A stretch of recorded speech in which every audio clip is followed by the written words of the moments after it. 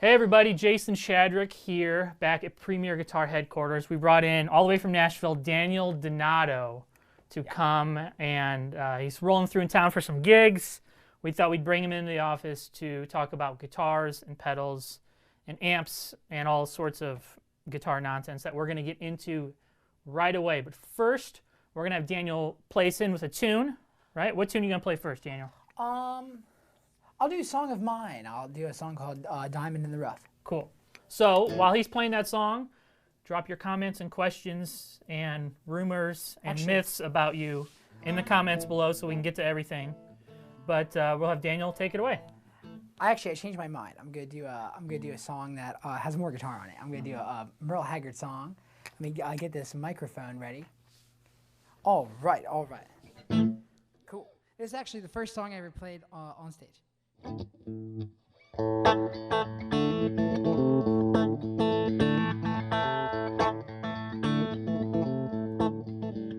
Well, it's a big job just getting by with 9 kids and a wife. Well, I've been a working man damn near all my life, and I go back working a Monday morning right back with the crew. Well, I drink my beer in the tavern, I sing a little bit of these working man blues. Well, I get a little tired on the weekends after I draw my pay. I go out on the barroom after I draw my pay, but I go back working Monday morning right back with the crew. Well, I drink my beer in the tavern and I sing a little bit of these working man blues.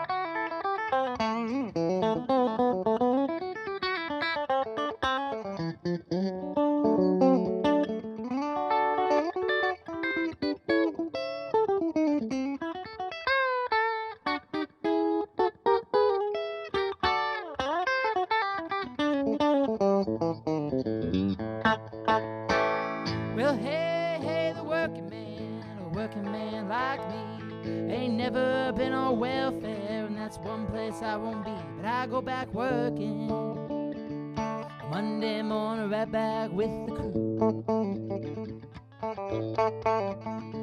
Well, I drink my beer in the tavern, and I sing a little bit of these working man blues.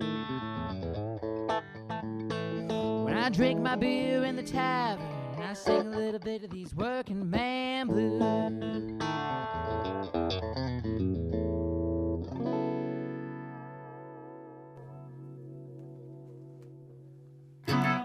Yeah, all right. So Thanks, you Jason. said that was the first song you played on stage? Yeah. So tell me about that song.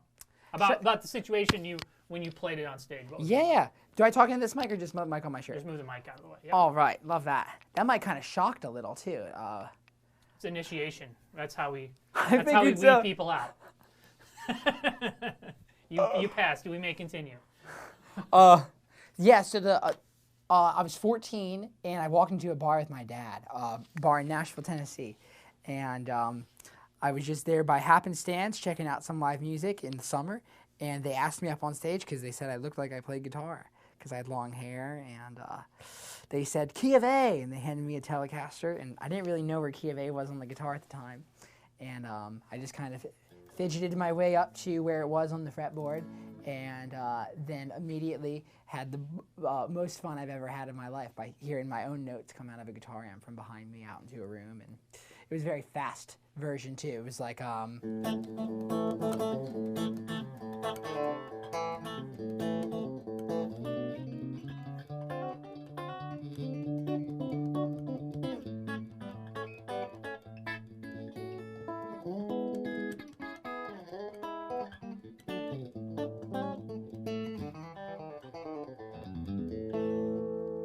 we perform it with the band now, just a little more lackadaisical, a little more half-timey, but still the same song. Dig it. Cool. So, now did you grow up in Nashville? Or where'd you grow up? Right outside of Nashville, Spring Hill, Tennessee, like 45 minutes south of town. Extremely close to the city, enough to still like go there every week and get my fill. Cool. So, so those early years playing guitar, when did you kind of decide that, you know, this is going to be more than a hobby for me? 14. Right when I played on stage the first time, I decided that I needed to. I just knew. I said, I'm never getting off stage, and I was like, oh, okay, like that's it. That's what I. That's the moment, and at least for now, for the time being. It's still the thing I love doing, and that's always the compass, is if I just love doing it and I feel that thing inside that makes sense to keep on pursuing it. So you're 14, you get on stage, you're playing Working Man. Working Man Blues, yeah. Working Man Blues, decide this is going to be a thing. What were those, were your early bands and kind of on-stage experience always country, or were there any other, like, you know, did you have a garage band where you just played Green Day tunes all the time? Yeah. Or what were the early bands like for you during that time? Yeah, my first like musical experiences in terms of playing with other people were, we would play Guitar Hero with my friends. We'd try to skateboard in this cul-de-sac near my house, and I would always just like sit on the side and watch because I was never good. And we'd go inside and play Guitar Hero, and then we'd play in my friend's garage through our Les Pauls and our small like solid state amps, and we would play the songs we heard on Guitar Hero. So we'd, you know. What were the early Guitar Hero hits for you? Like, like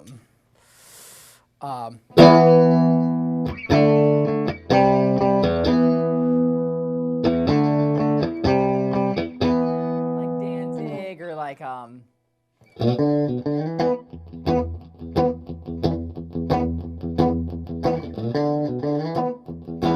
or we did like,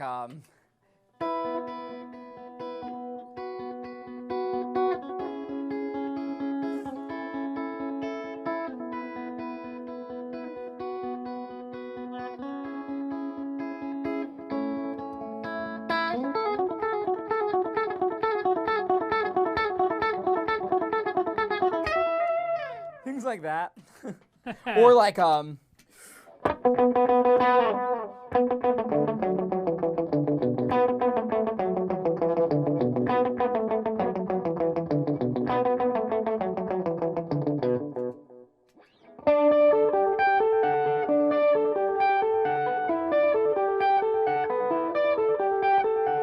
here's where Premier Guitar's never gotten.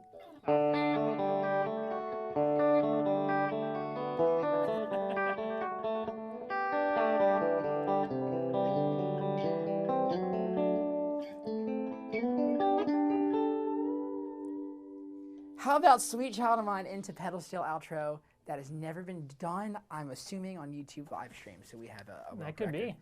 I at least hope not. If not, if it has been, people will hit you up immediately, I'm sure, and be like, oh no, sir. So, well, cool. We got some couple questions popped in here. Cool. People from Argentina and Brazil and Australia are coming in. Ask me, even if they're hurtful. Even if they're hurtful, cool. Sean Marshall, he heard some phaser on that tune. Yeah, yeah. And we're going to get through a full pedal board thing later, but tell us a little about how you set the phaser on that tune you just played. Yeah. So, panning over to the iPhone camera, we have this MXR Phase 95, which is gifted to me by a good friend of mine, Brian Irwin, out of Nashville, Tennessee, and did a session at his house one day, and he sent me home with this. And I love it. I use it all the time, basically, for most of my sound as of late. Is this phaser? So we'll turn on just the bridge pickup here. So.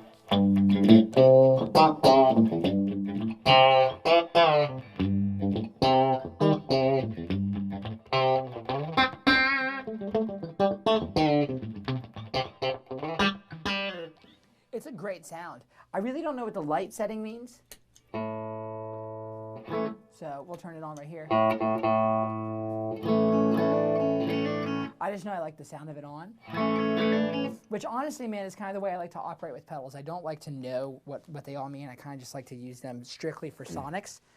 Because I find if I if I like the idea of something, like a Chase Bliss pedal, I'll like the idea of it more than the sound of it, and my sound will start to sacrifice. I just can't operate pedals of that much complexity. So I try just to stay as an outsider with it. So yeah, it's set to, this button right here, the 4590 is set to red, and then light is on. And then I have the speed like right before 10 o'clock. It's like a quarter till 10. It's like almost lunch break for the Phase 95. Yeah. And is that an always on thing, basically? Pretty much. Okay. Until someone tells me to turn it off. Right. Which is no one, so. Huh. Cool. Well, first, also, you also have brought in a brand new guitar. Yeah. That very few people have seen. Yeah, it's like literally 3 days old. It's 3 days old. It's an Albert Lee model, Ernie Ball, but a little different. So tell us a little bit, kind of conceptually, what you had in mind and what kind of crazy ideas you threw at the people over at Ernie Ball. So Brian Ball, the president of the company, approached me years and years ago when I was like 18, and he was like, "Man, I'm just a huge fan of your playing, and I want to like do a guitar with you, build you whatever you want." And I just loved my Telecaster at the time. I said, you know, man, I love my guitar, I love my sound right now, but I'll take some strings. And he goes, okay, that's fine. We'll send you all the strings you want, but don't ever lose touch with us. And so about 2 years ago, I started branching out of the concept of playing just a Telecaster forever. And I immediately got in touch with Brian, and he was very receptive and was really nice, and basically has just let me bounce ideas off him and his immaculate team of minds who build guitars over in San Luis Obispo. And this is the second guitar that we've made. The first one was a James Valentine model. Right now we're just working on pickups. We just kind of have this long-term agreement of one day we'll do a signature guitar, 5-year plus plan, whatever. And so the thing with this guitar is it's supposed to be like a pedal steel in a sense. You have 3 pickups very close to the bridge to each other. And these 3 pickups are wound to be a meditation or an expansion slash of just a single bridge pickup. So what you're seeing is just like a single bridge pickup times 3 here. And we're not doing a toggle switch, we're just doing these mini on and off controllers. So presently all off. We have it all on now. And I really dig the sound of them all being on. And we're doing no finish on the guitar right now, so we can just hear how the pickups feel. This is straight into the amp. Let's turn the reverb off so we can really hear how the thing sounds, you know, so. It's pretty huge.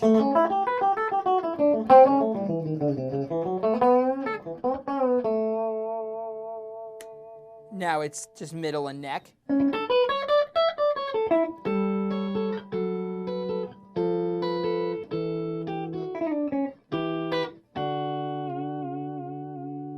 Just neck.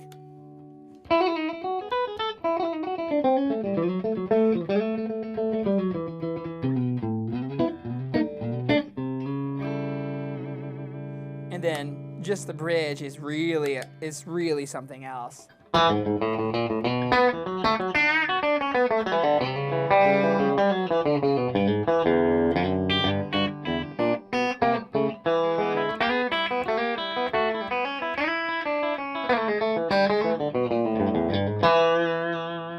All 3 on right now is really the thing for me because it's the closest thing to the Bob Weir.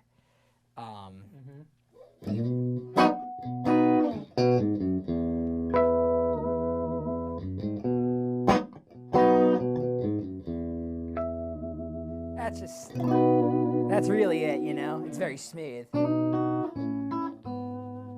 Yeah. So what a lot of people might know is that you're a semi-huge Grateful Dead fan.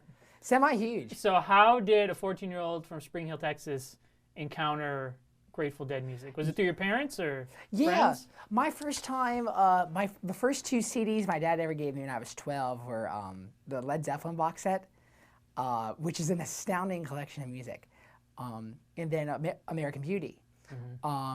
And the only thing that really resonated with me off American Beauty was Friend of the Devil, because I'd never heard an acoustic guitar before.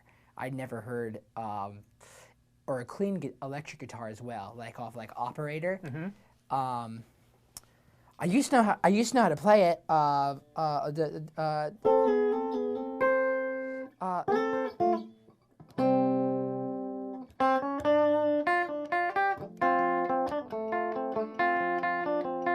first, that intro is so well played and it's so ragtime. I remember just loving how nice the guitar sounded because I'd only heard huge like arena rock distorted guitars. Even in my live experiences, I'd only seen Motley Crue play.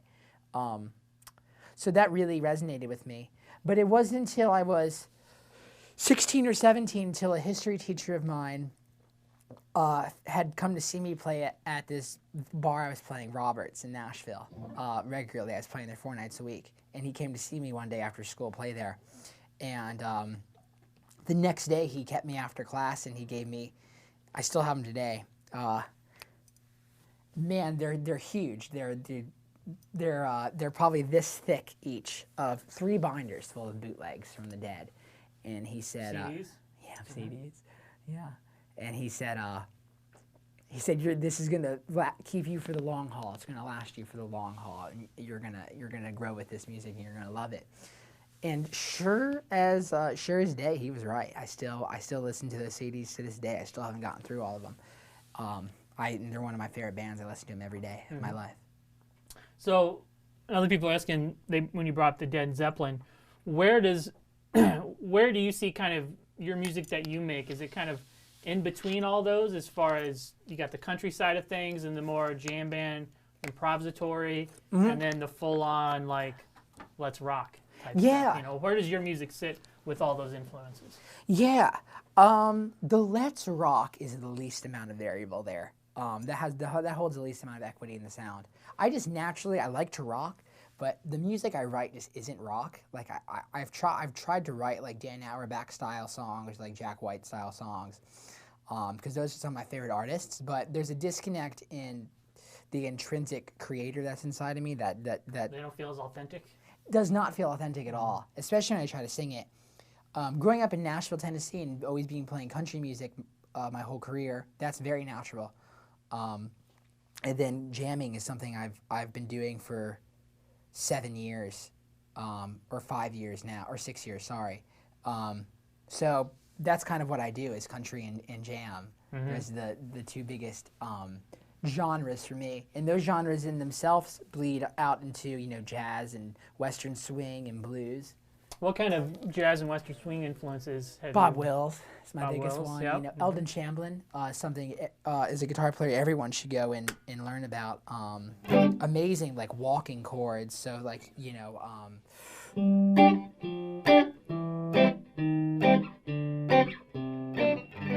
yeah, like the descending bass line with the chords. Yep.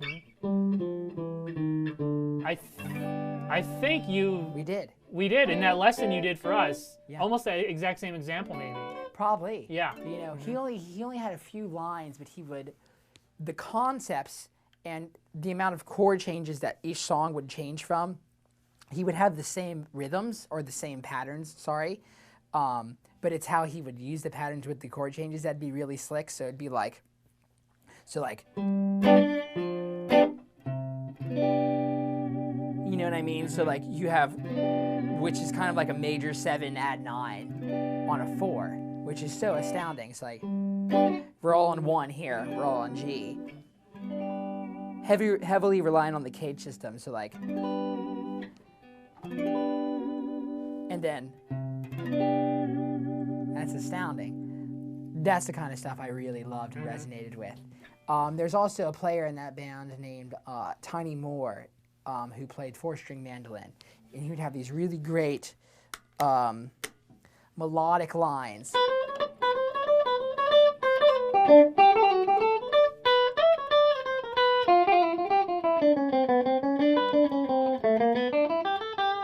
Never bending, and everything's pretty much always picked.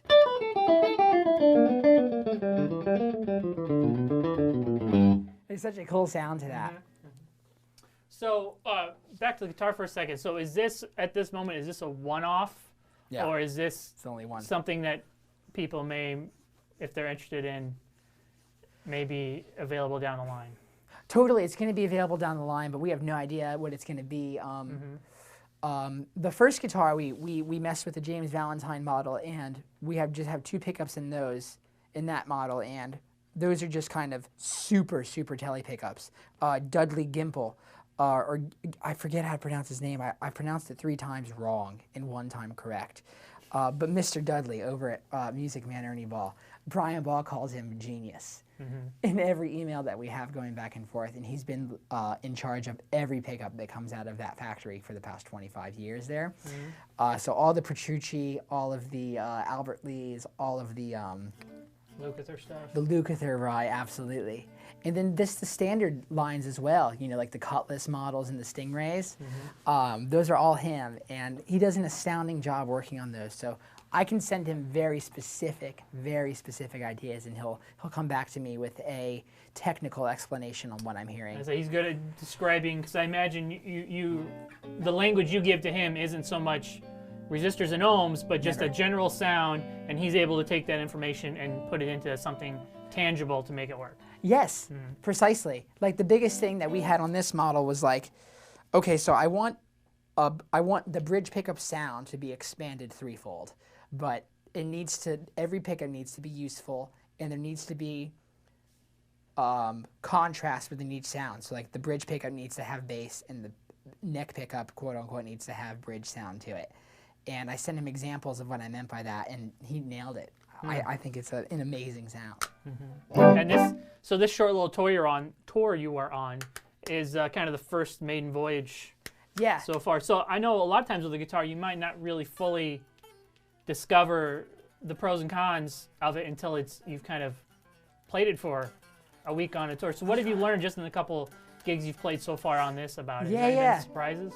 Yeah, man. This guitar doesn't handle compression as well as a Telecaster does, which I find a Telecaster is such a simple sound. It's A and B, you know what I mean? It's neck and bridge pretty much. So the compressor really lends itself to that. So I like the sound of a compressed signal on a guitar. We just turned on the Keeley compressor Plus, which is the best compressor I think ever made. In the Compressor Pro, I think just Robert really has the compressor nailed for guitar.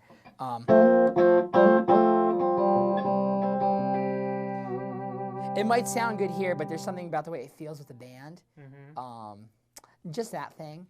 But they were really nice, man. They finished this guitar for me and overnighted it right before we left, because I like to meet and like shake hands with the guitar on stage before I get to bring it back home and play it. So I don't have any like expectations prior to bringing it on stage, because if it doesn't serve me on stage, it's not going to serve me really 100% anywhere else. And this guitar we've already done, I've done 2 shows with it so far since I've just gotten it in the past. So I got it on Tuesday, and I love it. Cool. Well, that's a good transition now to your pedal board. Yeah, let's do it. So you mentioned the compressor and the phaser. We're going to hit those again, but let's kind of just walk everybody through the signal chain of comes out of your guitar and what's the first pedal in your chain. So this was assembled by me yesterday at like 7 in the morning. I put this together. I woke up and I just had like this crazy idea of exactly what I wanted to do pedal-wise all of a sudden. So this is very poorly arranged. What we see here is my Creation Music Company board, an astounding pedal board company. They're the only boards that I really use. And we have this Polytune 3, and everything's kind of covered in mud because we played a house party last night down the street, and it was raining terribly while we were loading our gear in. But we have this Polytune 3 by TC Electronics. Great friends there, an astounding product, hands down my favorite tuner. Compressor Pro, or Plus here, from Keeley.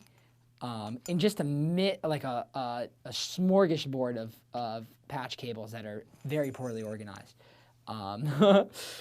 And then this is going into my D and M drive, also by Keeley. We've heard a little bit of the compressor. Let's hear the D and M. Please, drive. Yeah. So I like to set it with the drive fairly clean, fairly Dumble-esque. This is like pretty much the hardest I'll go signal-wise. I don't go too hard with fuzz or anything else. Still a lot of clarity, as you can hear. Let's do the neck pickup on this one. So.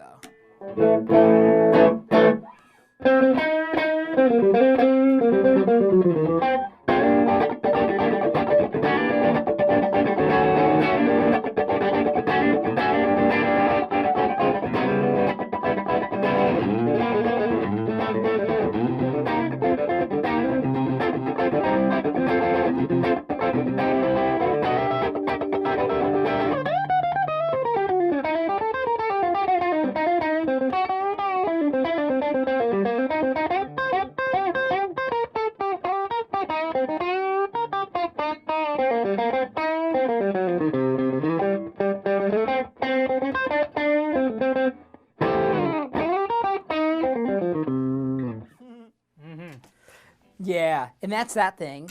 And here's the really very nice clean bass. I love this.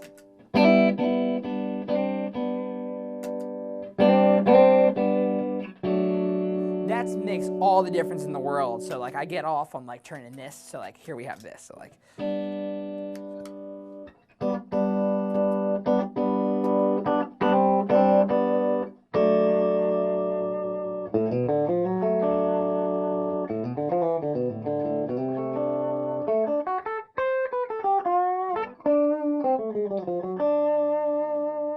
it's an astounding clean signal.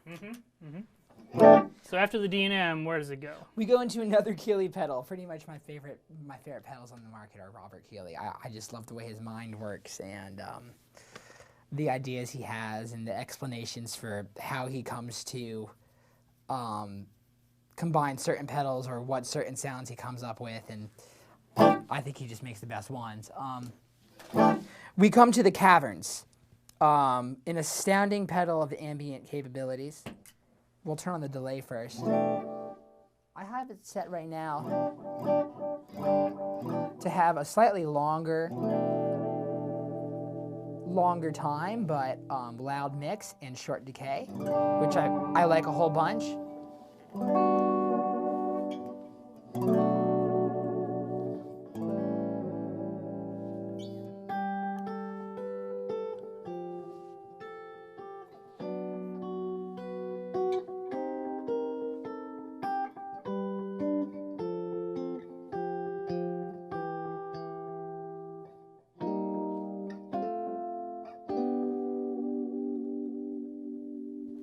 And the cool thing about this thing is you can of course mod the wave, which is really cool. I like to turn the rate up on it and turn it to the middle. That actually by itself doesn't sound very cool, but if we turn on the verb, that's also available on this unit, we have shimmer, spring, and modulated. I turn it on spring most of the time with this, and that to me is so cool sounding.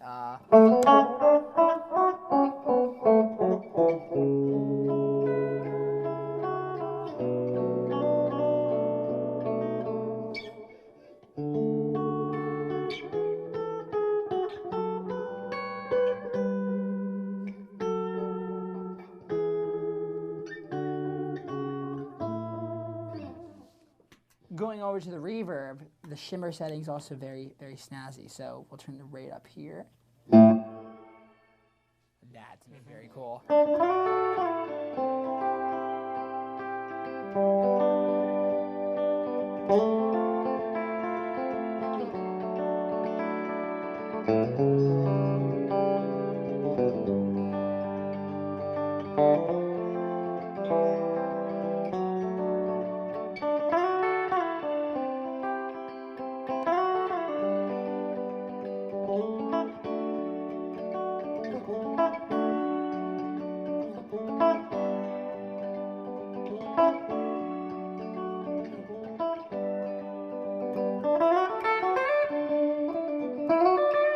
Something I've been doing is I turned the rate up here, so essentially the sound is very heavily blended. But you turn the blend actually down just to where it's making an impression in the background. It's just like the guy in the back of the room that's like, hey. It's like if you watch SpongeBob and you hear the guy that always says, "My leg!" He's always like in the back. That's kind of what this signal is. I like to turn this on, and then I'll turn the slapback on, and I actually play like a standard. You do like a country sound with it, and it's actually very spacey. So like,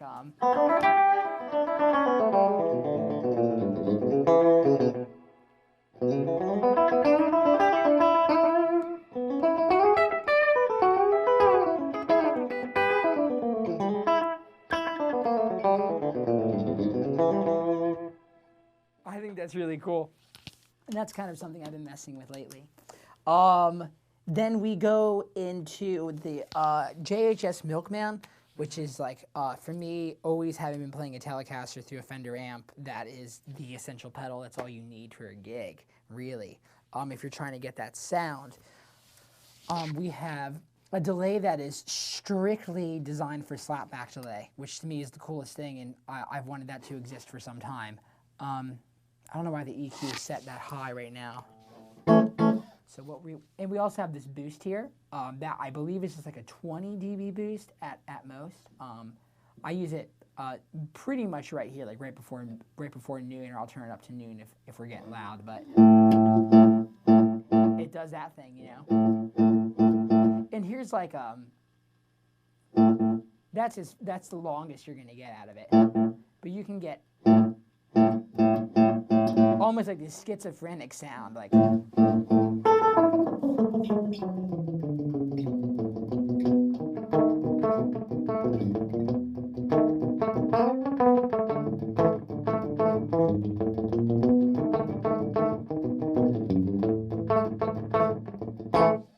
I typically use it right here, right there.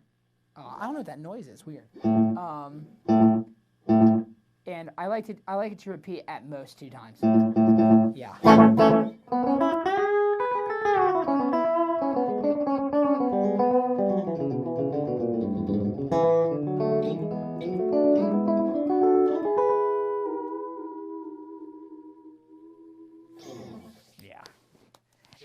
Yeah, man. And the boost?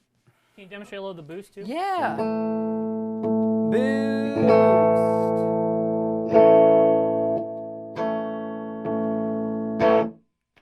It boosts. Yeah, dig it. Real So well. we got the JHS slapback boost, Milkman. From there, we're going to what? Yeah. So from here, we're going to a upside down facing TC Electronic Pipeline tremolo. It is a tap tremolo. A boot of mine really dented this speed, as I can see. This poor pedal board. And then that's not where I like to keep it. I like to keep it right here. I like to be very choppy. I'm a big fan of that Raising Sand record that Robert Plant, Alison Krauss, and that is all Buddy Miller doing those tones on that thing, I'm pretty sure. And his tremolo sound, for everyone who doesn't know Buddy Miller, really, you got to check him out, because he just has the thing down for taste. He is just like a very like, he's like a Caesar's Palace buffet of tone. He has like this part in it, it's like in the key of D.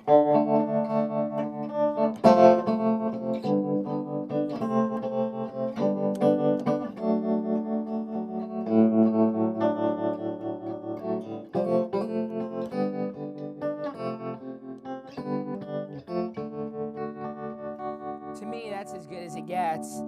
The thing about this particular product is that it's very easier to maneuver around. You can also, of course, you can tap your tempo into it as well, but you can also have subdivisions. You can do, you know, dot eighth note, or you can do the quarter note. I keep it pretty standard most of the time. What's a song in this set that you would pull that out for? Yeah, I use it for this. Let's turn this depth down just a little. I use it right here.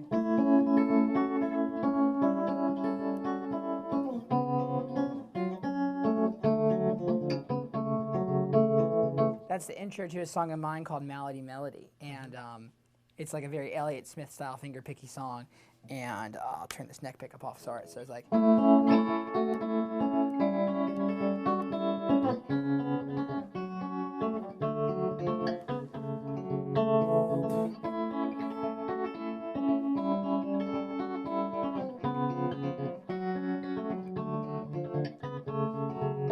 Now we can get a little more creative with it, and I use it in this way too for this song that I do this Waylon Jennings song called Waymore's Blues.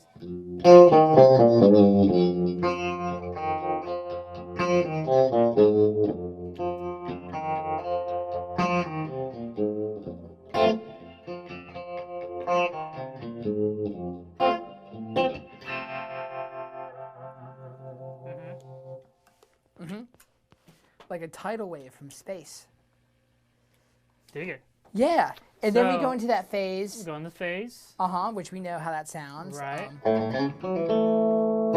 And then we go into the Rubber Chicken, which is an envelope filter from Love Pedal Effects. And speaking of the Grateful Dead, yes. Yeah, absolutely.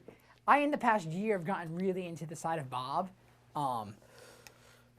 There's something about like seeing Dead and Company and like seeing Mayer play. After seeing that, I immediately stopped listening to Jerry as much in the recordings. It's like paying only attention to him. I don't know why. And I just started paying attention to Bob. And I guess it was because I saw somebody replicate and like channel the vibration of what Jerry was doing live. It kind of settled something within me. And I of course, still listen to some of those shows and tear up when Jerry plays, all the time. But my fascination with Bob has been really strong. But this is the Jerry thing,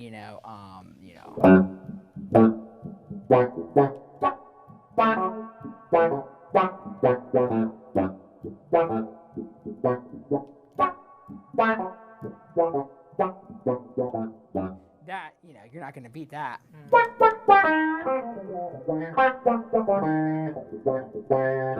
I like to use that in the set as well, man. We do this version of that Working Man Blues song that I just sang for you guys, but we do it more like. So,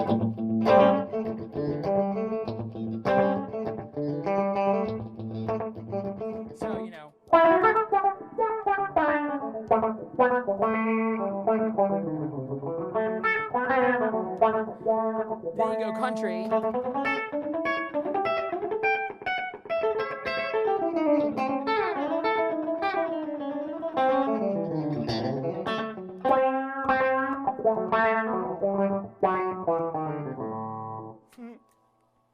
And that's this whole board I put together yesterday.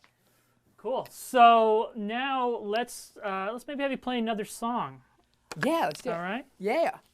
And we'll have people drop in your questions and comments while he's playing this next song. Yeah. And we'll do a song, and then we'll do some quick fire Q&A after that. Cool. So what song's gonna be next for you, Daniel? I'll do a really heavy guitar song. We'll do because this is for Premier Guitar, my favorite guitar publication. We'll do a song that's off my EP called Forgotten Days, and this is a bluegrass song that I wrote. I'll turn the phaser on for this. Yes. And we just have the verb coming out of this bad cat. Yep. Can I say bad cat? If it's bad, like in a good way, so it's like. Maybe the Q&A'ers can answer that. Sure. Also, are there good cats? Is there docile cat amp? I wouldn't mind that. I would like a complacent cat. I would like some alliteration. Cat. Yeah. I think that'd be cool. All right. 1, 2, 3.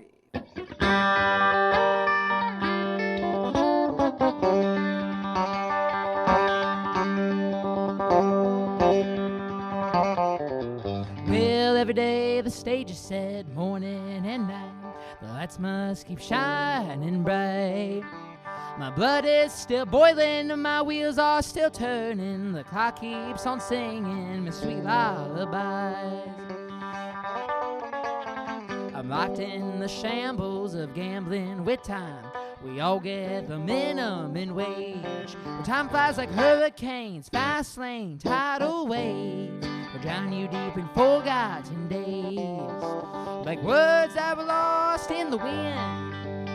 With this darkness you're traveling in, will waste all your days away, a candle from a flame.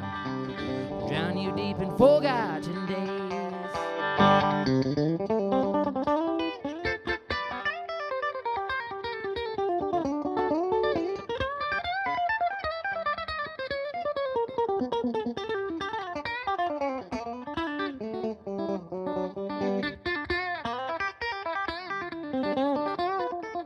The gold-plated watches have taken their toll. The dice is loaded, ready to roll. The time box like smoking guns, everyone is outdone, and the fruit on the tree is gone. Like words that were lost in the wind, with this darkness you're traveling in, we'll waste all your days away, a candle from a flame. We'll drown you deep in forgotten days.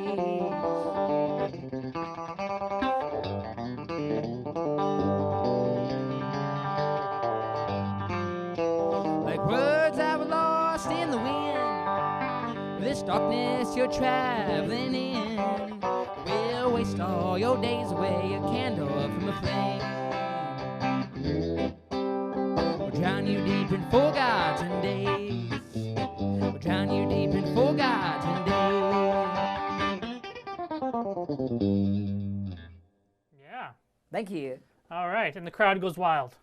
You know. Let's go wild. All Let's go live. Let's go right, a wild. couple questions here for you before we wrap up. Also, I ended on a whole tone scale on that one for everyone who wants to know, because I think that's really... That's an expensive scale. It is expensive. It's an expensive scale. It is. It costs That was the phrasing I used to like...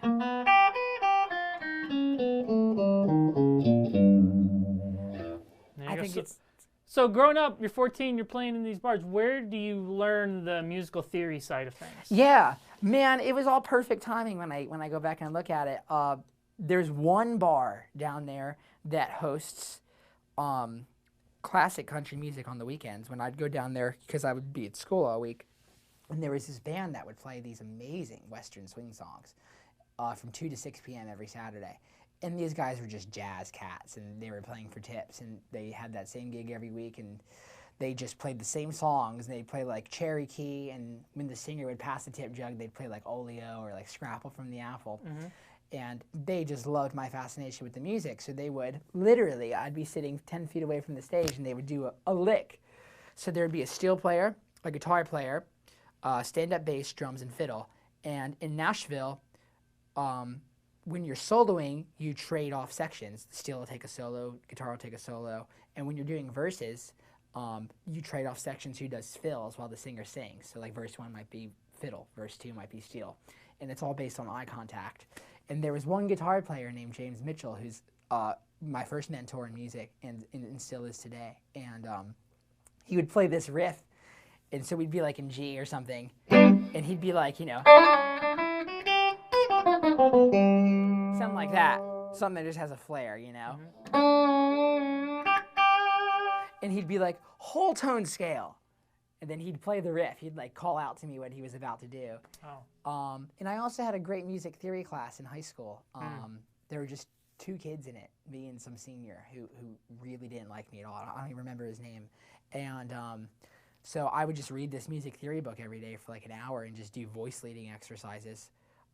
All, you know, going all the way back to just studying Bach pieces, 4-piece harmonies, and it just clicked with my brain. I just have a brain for it, and I still do. I still love music theory. Cool. We're bringing that other kid in your theory class. He's coming in next week. Good. Let's bring him in right now. Yeah, he's actually here. All right, Jared. All right, questions. Was Trey Anastasio an inspiration? Here's the thing. Okay. Is this a hot take? Do we need to prepare for this? No. Okay. I think I just want to. I'm going to answer this with a question where it's like, have you ever listened to something? You're like, not yet, but someday. Mm-hmm. You know what I mean? And that's Trey for you? That is Trey. Because I like look like Trey too. People say I look like Trey when I play, which is a huge compliment because he's played guitar to probably.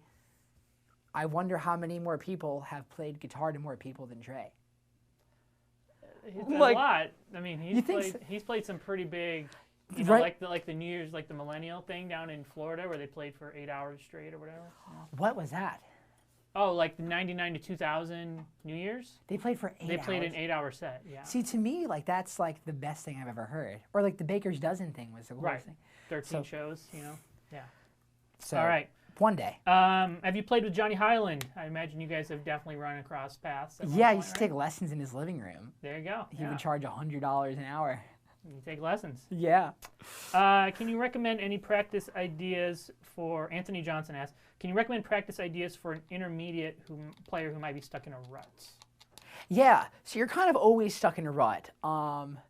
So I look at being stuck in a rut as a good thing because it means you're on the way to learning something else. I'm currently stuck in a rut, and I always will be on guitar. So that means I'm always getting better too. I would say turn on music that doesn't naturally allow for guitar. Something like Daft Punk I find is very inspiring to play along to, and just start messing with variables that you're not used to, and then the answer will resolve itself. But you can always do maintenance. I look at the guitar as, I tell my students, because I give lessons on the reg, and I tell my students that the guitar really benefits from the approach of like an athlete, someone who goes to the gym often. You can go to the gym, quote unquote, with guitar on a daily basis, like through the metronome. So like I always, like every day, like I'll do like warm up.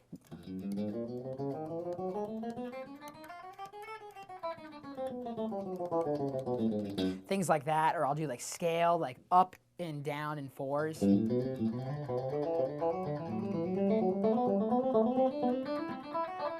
it for every pattern, all 5 of them. That's something that you can never get too good at. Things like that. So, cool. So you're on the road. You got a gig tonight. Where else are you going on this run? Tomorrow we're in Burlington, Iowa for the Cinco de Mayo, and then we are in Chicago at Space in Evanston. Excellent. And is there a new album?